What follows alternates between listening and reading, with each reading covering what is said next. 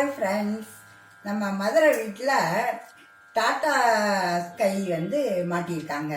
அதில் பார்த்தீங்கன்னா Sun TV கொண்டாடணும்னா 1503 அப்படின்னு நம்பர் கொண்டுட்டு வரணும்.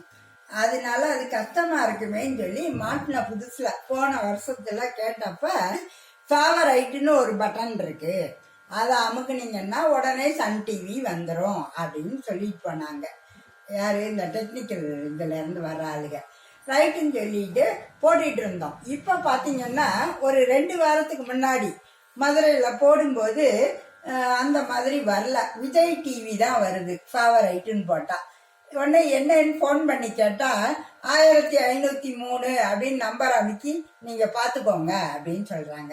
எங்க வயசானவங்கெல்லாம் எப்படி இப்படி 1503ன்னு சொல்லி அமுக்க முடியும்? கொஞ்சம் யோசிக்கணும். நீங்க டெக்னிக்கலா இந்த மாதிரி இது பண்ணும்போது ஃபேவரைட் அப்படின்னு கொடுக்குறீங்கன்னா பரவாயில்ல, எல்லாருக்கும் ஒரே ஃபேவரைட்டா கொடுக்க கூடாது. உங்களுக்கு பிடிச்ச ஃபேவரைட் எங்களுக்கு பிடிக்காது இல்லையா? அது மாதிரி ஒவ்வொருத்தருக்கும் ஒரு ஃபேவரைட் இருக்கும்.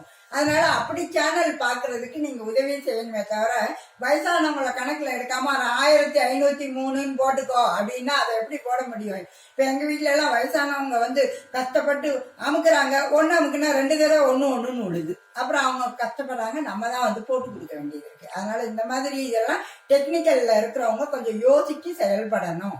அது குறிப்பா இந்த டாடா ஸ்கை மதுரை ஏரியால இந்த மாதிரி தப்பு பண்றீங்க, அதை கொஞ்சம் சரிப்படுத்தி அவங்களுக்கு பிடிச்ச ஃபேவரைட் சேனல் வைங்க, இல்லைன்னா வச்ச மாதிரி வச்சுட்டு போங்க.